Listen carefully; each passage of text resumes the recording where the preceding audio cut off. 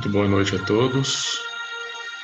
Gratidão por essa oportunidade de estarmos aqui para que possamos conversar um pouco sobre os ensinamentos do nosso amado Mestre Jesus. E vamos assim então acalmando nossas mentes e nossos corações, fechando os nossos olhos por alguns instantes, respirando profundamente, buscando uma sintonia com o nosso mentor, nosso anjo guardião, buscando uma sintonia com o nosso amado Mestre, com Deus. Vamos rogando o auxílio dos nossos amigos espirituais para esta noite, para este momento, para que todos nós possamos aprender um pouco mais, que possamos refletir em nossas atitudes, em nossas palavras e em nossos pensamentos. E assim, nós elevamos o nosso pensamento agora até Deus, a quem saudamos com a oração que o Mestre nos ensinou. Pai nosso que estás nos céus, santificado seja o vosso nome, venha a nós o vosso reino, seja feita a vossa vontade, assim na terra como no céu. O pão nosso de cada dia nos dai hoje, perdoai as nossas ofensas, assim como nós perdoamos a quem nos tem ofendido. E não nos deixeis cair em tentações, mas livrai-nos de todo mal. Que assim seja, graças a Deus.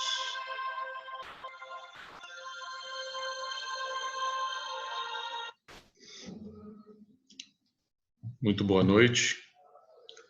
Hoje nós vamos falar um pouco sobre o tema Segue-me tu, disse Jesus. O que significa segue-me? O que Jesus quis dizer com isso? No livro Emmanuel e Chico escreveram um livro que chama-se Segue-me e ele o seguiu. E nesse livro, a primeira lição que está lá é justamente esse título, Segue-me e ele o seguiu. E começa assim: E passando, viu Levi, filho de Alfeu, e disse-lhe: Segue-me. E levantando-se, o seguiu.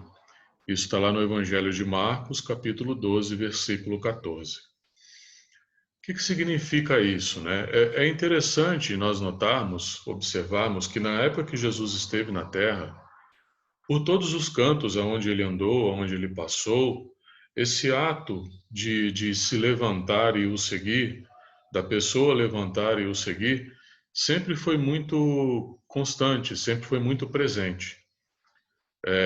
Ele convidava as pessoas para o segui-lo e, naturalmente, as pessoas se levantavam e começavam a segui-lo. Foi assim com os apóstolos e foi assim com várias outras pessoas que aceitaram o convite de Jesus naquela época, naquela ocasião, para o segui-lo. No livro Segue-me, ele cita alguns exemplos. Por exemplo, André e Tiago deixaram as redes, eram pescadores, né? Deixaram as redes para acompanhar o Salvador. Até diz que Jesus falou, venham, né? Sigam-me e eu vou ensinar vocês a pescarem homens, serem pescadores de almas, né? E não apenas pescadores de peixes. Mateus se levanta para segui-lo. Os paralíticos que retomam a saúde se erguem e andam. Então, esse ato de se erguer, né, e seguir Jesus sempre foi muito presente. Lázaro, tem também o episódio de Lázaro, né, que atende ao chamamento e levanta-se do sepulcro. Lázaro havia falecido, né, foi enterrado, e quando Jesus foi comunicado da morte de Lázaro, ele parou por alguns instantes, silenciou por alguns instantes e ficou triste por um momento, mas conseguiu captar a energia, né, que emanava de Lázaro e disse que ele ainda não estava morto. E aí foi até o sepulcro, pediram para abrir o sepulcro e aí que Jesus falou: Lázaro, erga-se e ande. E aí Lázaro saiu vivo do sepulcro. Na verdade, Lázaro ainda não estava totalmente desligado da matéria. E Jesus deu um influxo de energia nos laços, né, que prendem o nosso espírito na matéria, e aí Lázaro teve uma sobrevida, digamos assim, né, viveu algum tempo além do que estava previsto. Em dolorosas peregrinações e profundos esforços da vontade, Paulo de Tarso procura seguir o Mestre Divino entre açoites e sofrimentos, depois de se haver levantado às portas de Damasco. Paulo de Tarso, que antes chamava Saulo de Tarso, perseguidor dos judeus, perseguidor dos cristãos, né, dos seguidores de Jesus, a caminho de Damasco, estava indo para Damasco já cheio de dúvidas quanto àquilo, tudo que ele fazia, todas aquelas decisões que ele havia tomado, toda aquela perseguição que ele imputava aos judeus, né? Já com algumas dúvidas com relação a isso, ele estava se encaminhando para Damasco para prender o Ananias, que era um seguidor de Jesus, que naquela região estava crescendo muito o movimento, né, dos seguidores de Jesus, liderados por Ananias.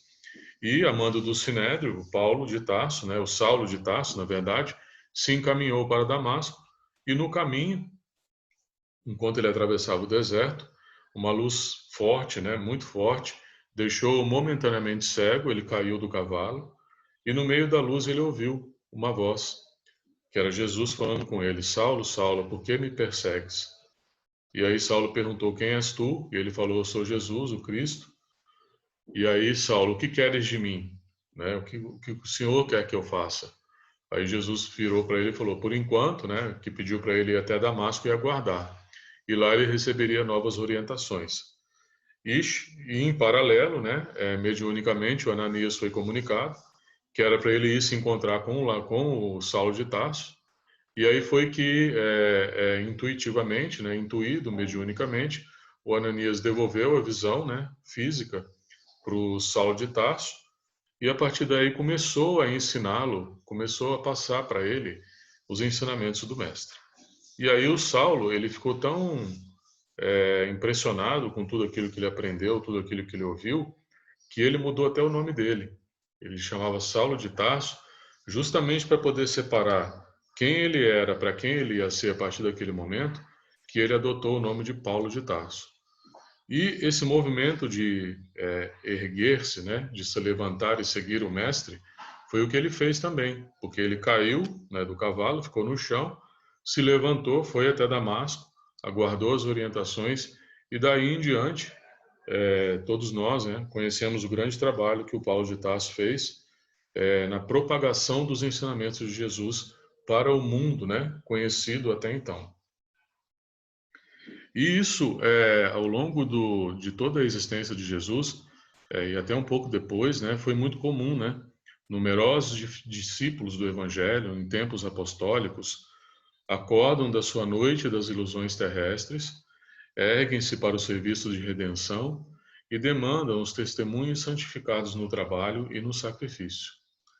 Então, esse convite, né, segue-me, Jesus faz esse convite para todos nós, desde quando ele esteve aqui presente entre nós. Levanta-te e siga-me. Levanta-te e siga-me. Várias vezes, várias pessoas naquela ocasião, e esse convite vem sendo repetido ao longo do tempo, a partir do momento em que nós nos deparamos ou tomamos conhecimento dos ensinamentos de Jesus. Mas o que significa seguir Jesus? O que é seguir Jesus? Basta simplesmente a gente acreditar e falar, poxa, eu sigo Jesus, né? Mas será que realmente no nosso interior, nos nossos pensamentos, nos nossos sentimentos, será que realmente nós estamos seguindo Jesus? Então essa é uma pergunta, porque seguir Jesus demanda de nós a renúncia de muitas coisas, de muitas situações para os quais nós ainda não estamos preparados para largar, porque nós somos espíritos em evolução. Então nós temos nosso lado luz, nosso lado sombra, né? Nós temos coisas boas e coisas ruins. Porém, para seguir de fato Jesus, né, na acepção da palavra do segue-me, nós temos que trabalhar esse lado escuro que nós temos, as nossas imperfeições, as nossas tendências inferiores. E muitas vezes nós ainda não estamos preparados para isso.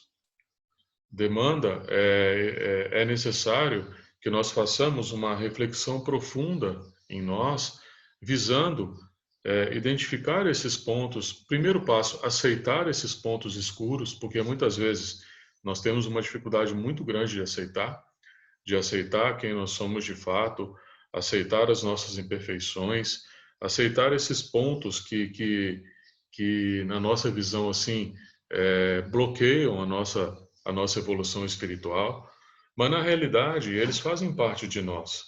E através deles nós vamos passando por situações, nós vamos passando por experiências que nos levam ao aprendizado. E a partir do momento em que nós aprendemos, compreendemos a lição que nos é passada, a partir do momento que nós entendemos por que que nós agimos daquela maneira, por que que nós fizemos isso, por que que nós dissemos isso, por que que nós temos esse ou outro hábito, a partir do momento que nós compreendemos isso e aceitamos, compreender é uma coisa, é um primeiro passo, e aceitar é um segundo passo. Então, a partir do momento que nós compreendemos e aceitamos isso, aí sim começa o nosso trabalho, a nossa busca para que nós possamos de fato seguir Jesus na acepção da palavra. E isso todo esse movimento, né, que ocorreu à época de Jesus e ocorreu ao longo do tempo, é um acervo de lições muito claras para nós, espíritas, né, religiosos dos últimos tempos. Então, quando nós olhamos para essas pessoas, né, para essa atitude que tiveram de se levantar e seguir o mestre, e a gente pega, por exemplo, Paulo de Tarso, é um exemplo assim muito forte, né, porque numa mesma vida ele fez uma mudança radical, ele se transformou em uma única vida, simplesmente mediante o convite de Jesus. Claro que não foi assim imediato, né, não foi fácil também, ele penou muito, passou por muitas situações, mas é um exemplo muito clássico para nós, muito claro, de que nós podemos também fazer. Nós também temos capacidade de fazer, de se desenvolver e de seguir o Mestre da melhor maneira possível.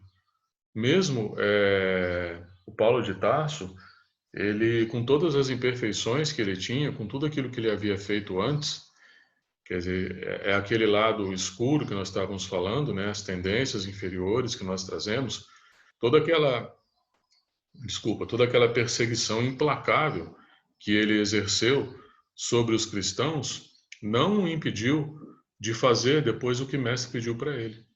E o que que Jesus pediu para ele? Jesus pediu para ele espalhar os conhecimentos, né? Espalhar os ensinamentos ao mundo, levar os ensinamentos de Jesus para o mundo. Foi isso que Jesus pediu para ele, foi isso que ele fez com maestria. Mas o que que ele fez? Bom, ele tinha lá o lado sombra dele, o lado escuro, né? E ele tinha o lado luz, que o Paulo de Tarso, ele era uma pessoa muito inteligente, era uma pessoa disciplinada, era uma pessoa muito organizada, né? Uma pessoa que tinha uma lucidez muito grande. Então ele tinha pontos positivos, como todos nós, né? E pontos negativos. Os pontos negativos é aquela fé cega, aquela crença que ele tinha de que tudo aquilo que Jesus ensinava estava errado, que o que valia era o ensinamento judeu, né? A lei de Moisés ao pé da letra, o olho por olho, o dente por dente. Então ele tinha, esse era o ponto fraco dele. E isso foi muito forte, a formação religiosa do Paulo foi muito forte, né? Ele teve vários mestres, os melhores que existiam na época, porque a família dele tinha posses materiais, então pôde possibilitar ele um estudo muito aprofundado das escrituras, né? Tudo isso daí. Mas ele estava equivocado com relação às suas ideias, ao que ele acreditava. E a hora que ele entendeu qual era realmente a missão de Jesus, que não era nada contra aquilo que ele havia aprendido, mas ela era justamente o quê? Trazer mais amor, né, àqueles ensinamentos, trazer mais brandura, né, àquela lei rígida que Moisés teve que colocar na época, porque o povo era muito rebelde, o povo era muito não tinha muita instrução, o povo não era muito obediente. Então, Moisés teve que colocar umas leis rígidas. E Jesus veio o quê? Trazer um pouco de amorosidade, trazer um pouco de brandura para aquelas leis, porque se nós pegarmos hoje as leis morais, né? básicas, elas derivam da onde? Dos 10 mandamentos. As leis morais, todas aquelas que nós temos, a lei de justiça, amor e caridade, que tem várias, né? Lei do trabalho, lei da reprodução, lei de sociedade, lei de igualdade, tem tudo isso aí lá, elas derivam dos 10 mandamentos. Mas na realidade é o quê? São os 10 mandamentos de Moisés, mas agora sobre um outro prisma, sobre o prisma do amar a Deus acima de tudo e ao próximo como a si mesmo. Então Jesus veio fazer esse link, esse elo, preparando o caminho da humanidade para a evolução. E o Paulo de Tarso estava nesse meio. Então, a partir do momento em que ele entendeu o que Jesus veio fazer, ele se levantou e seguiu piamente Jesus. Ele deu costas para a vida dele, toda a vida dele anterior, ele deu as costas para ela, largou tudo, é, deixou a família, foi expulso, né, pela família dele, que não aceitava a mudança de religião dele, né, se é que nós podemos falar assim, e começou a seguir Jesus. Deixou toda a vida dele para trás e foi em frente seguindo Jesus. Mas ele não simplesmente deixou para trás, porque tudo aquilo que, quando ele compreendeu a lei de amor de Jesus, ele entendeu tudo aquilo que ele havia feito, tudo aquilo que aconteceu por causa dele, por causa de ordens que ele deu, por causa de atitudes que ele tomou, e aquilo deve ter corroído ele a vida inteira. Depois que ele compreendeu o que Jesus veio nos ensinar. Tem um filme no Netflix, chama Paulo o Apóstolo, se eu não me engano. E não é um filme espírita, nada, né? É um filme bíblico, né? Conta a história de Paulo de Tarso. É um filme até novo, foi feito há pouco tempo. Inclusive, ele narra os últimos dias de Paulo de Tarso na prisão. E um dos apóstolos está junto com ele, pegando as informações, não é? Pegando tudo aquilo que o Paulo havia aprendido para escrever o Evangelho, que deveria ser o Evangelho de Paulo, né? E na realidade tornou-se o Evangelho de Mateus, era o apóstolo Mateus. E nesse filme é possível nós identificarmos o grande conflito que o Paulo de Tarso passou até o seu último dia aqui na Terra, se lamentando por tudo aquilo que ele havia feito antes, né? Se lamentando com ele mesmo, né? Mas o ponto aqui, o que é? Ele não deixou isso impedir que ele fizesse, né? Não deixou que isso fosse um empecilho para que ele cumprisse aquilo que Jesus havia pedido para ele. Então, ele começou a seguir Jesus, começou a seguir os ensinamentos de Jesus, trazendo toda uma bagagem que depunha contra ele, né? Que uma bagagem que atestava que ele era um perseguidor, que ele não era uma pessoa boa e tal. Mas mesmo com tudo isso, mesmo com a não aceitação dos apóstolos, logo no início, quando ele se converteu, os apóstolos não o aceitavam. Depois de um bom tempo que começaram a aceitar o Paulo de Tarso, né? Isso não o impediu de seguir o mestre. Isso não o impediu de fazer aquilo que Jesus pediu para ele fazer.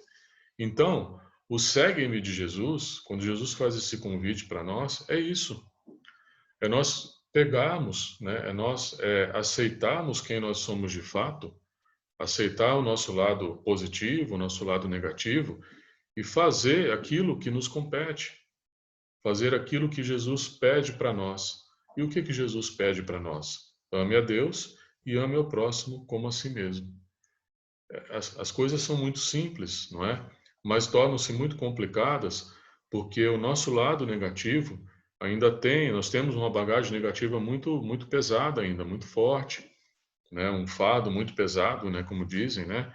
Lembrando que cada um tem o fardo que compete, né?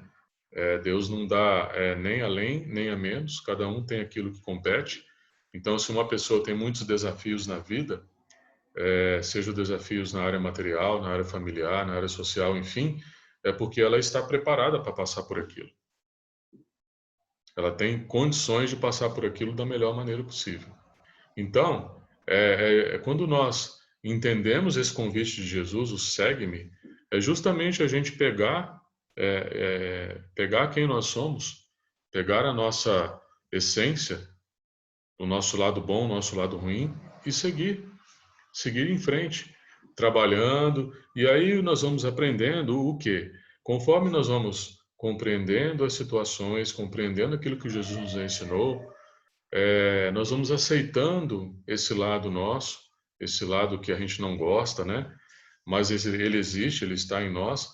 Nós vamos aceitando esse lado e vamos trabalhando essas questões internas, justamente com o intuito de quê? De melhorar, de evoluir. Não existe bom, não existe ruim, não existe. É, que mais? Não existe certo, não existe errado. O que existe é, cada um de nós está num momento, na sua escala evolutiva.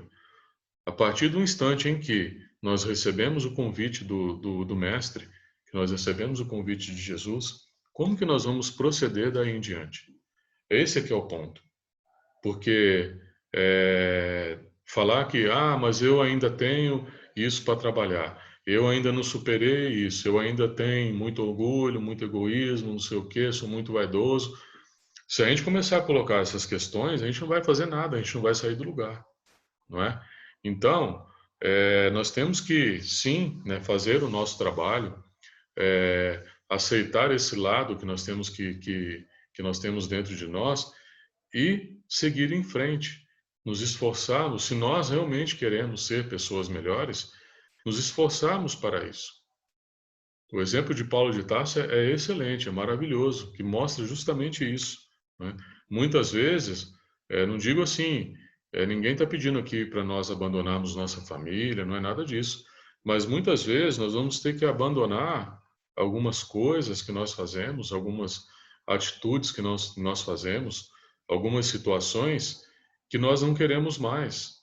E nós vamos ter que abandonar mesmo, porque se nós ficarmos insistindo nessas situações, insistindo nesse ponto, a gente não vai sair do lugar. Tipo assim, hoje nós temos a nossa vida e nós temos digamos assim, uma zona de conforto, né?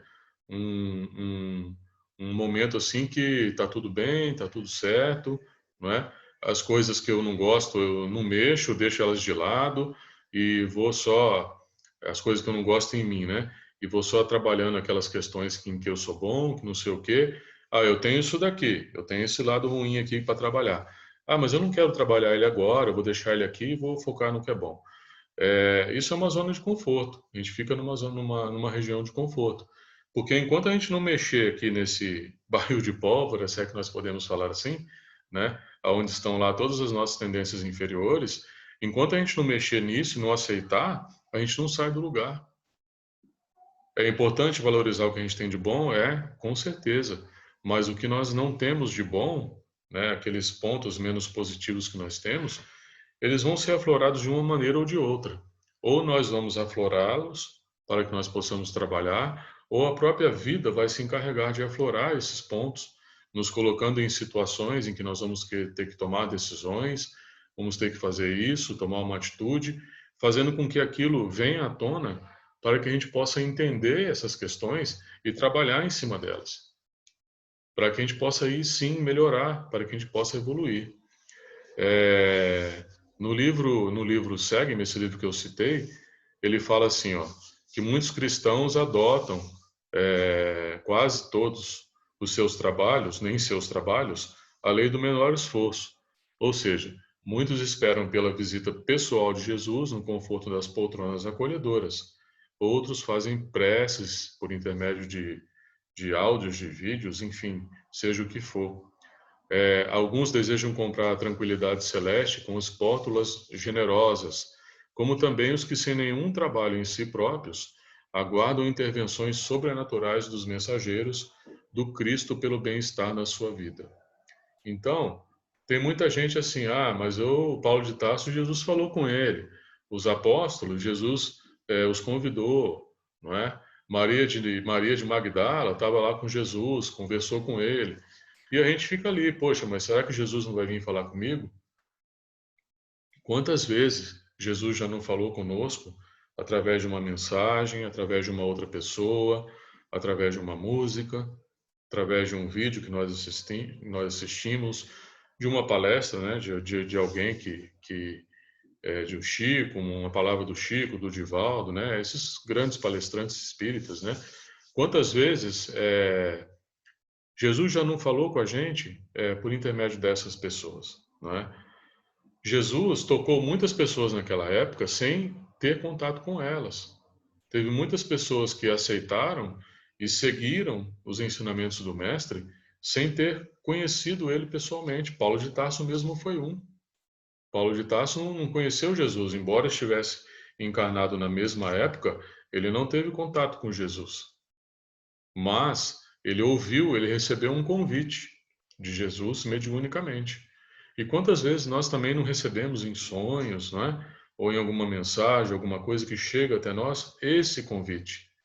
Mas a gente acha que, não, Jesus vai aparecer para mim, ou eu vou numa reunião mediúnica, Jesus vai se manifestar e vai falar comigo, não é? E a gente fica esperando, fica protelando várias situações, várias oportunidades que nós temos de trabalho, de melhoria, e deixamos de lado uma grande oportunidade, que é o fato de estarmos reencarnados, que é a possibilidade que nós temos de melhorar e de evoluir.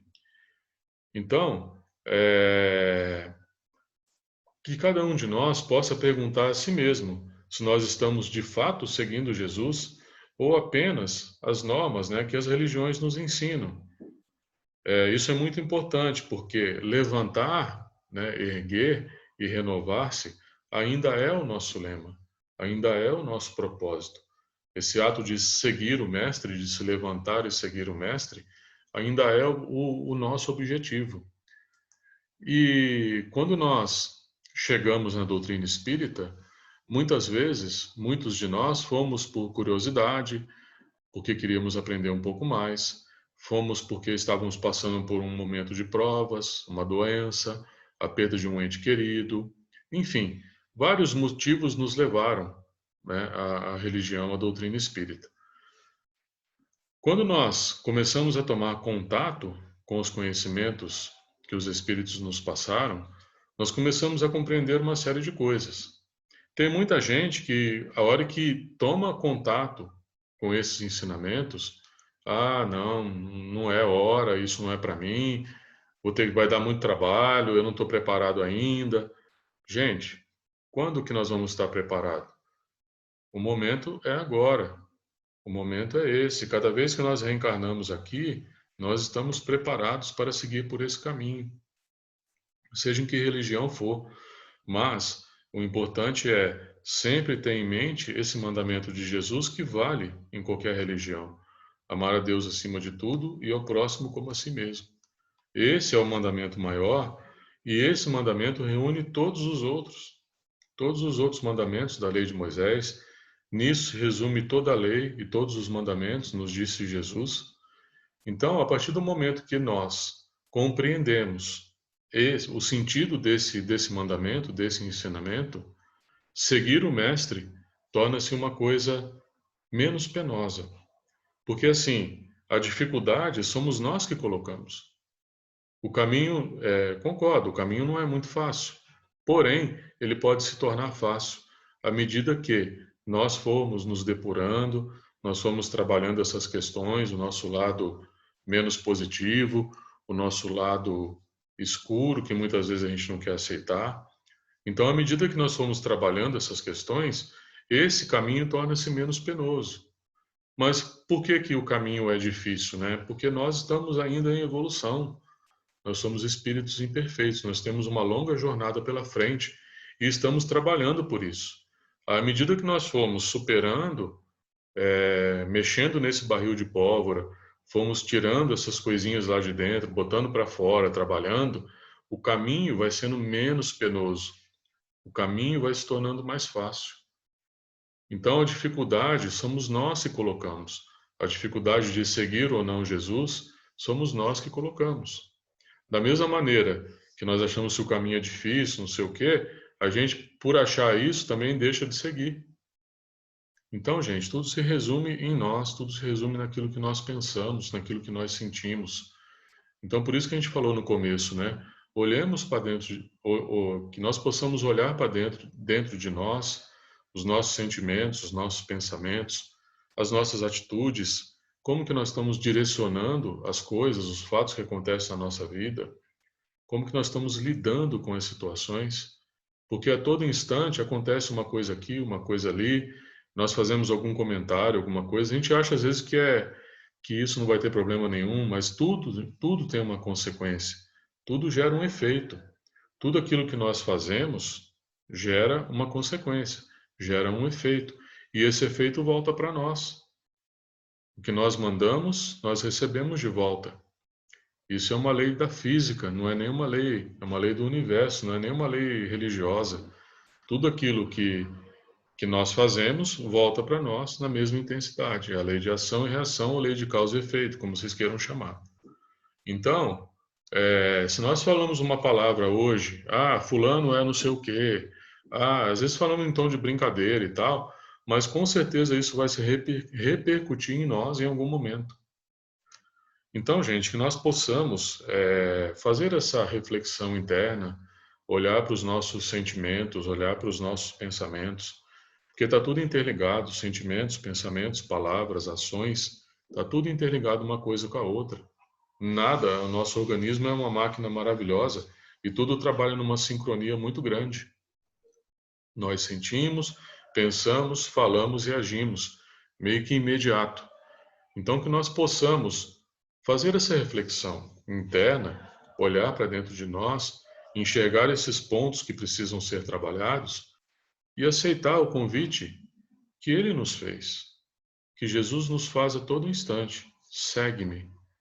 Segue-me tu, disse Jesus, e irá dizer ainda por muito e muito tempo, nos fazendo o convite, nos chamando para que nós possamos trilhar o caminho que ele nos deixou, o caminho que ele nos mostrou, porque esse é o caminho no qual todos nós iremos um dia.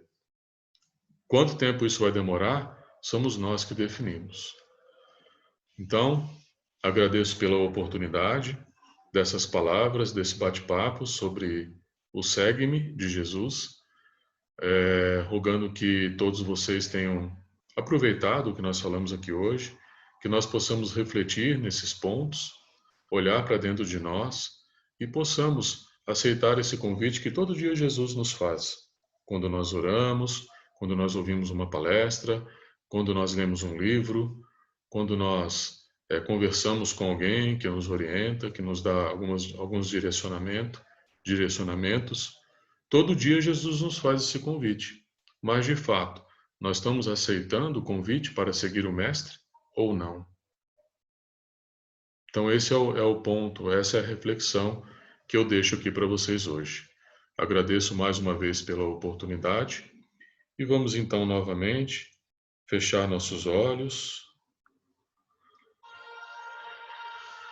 agradecendo pela oportunidade que nos foi concedida de podermos orar, de podermos refletir um pouco sobre os ensinamentos do Mestre. Vamos vibrando pela paz na terra entre todos os homens, pelo bem universal, pelo nosso Brasil, seu povo, seus dirigentes, vibrando por todas as religiões, todas as igrejas que se unam em torno do amor do Mestre. E assim nós agradecemos mais uma vez, Pai, por esta reencarnação. Agradecemos por todas as bênçãos recebidas. Vibramos pelos sofredores do corpo e da alma, pelos asilos, creches, hospitais, manicômios, presídios e orfanatos, por todas as pessoas que foram afetadas pelo Covid, todos aqueles que desencarnaram, que possam estar sendo amparados no plano espiritual. E vamos pedir a Deus permissão para vibrarmos por nós, para que se cumpra em nós a sua vontade. E assim, nós elevamos o nosso pensamento até Deus novamente, dizendo: Pai nosso que estás nos céus, santificado seja o vosso nome, venha a nós o vosso reino, seja feita a vossa vontade, assim na terra como no céu. Pão nosso de cada dia nos dai hoje, perdoai nossas ofensas, assim como nós perdoamos a quem nos tem ofendido. E não nos deixeis cair em tentações, mas livrai-nos de todo o mal. Que assim seja, graças a Deus.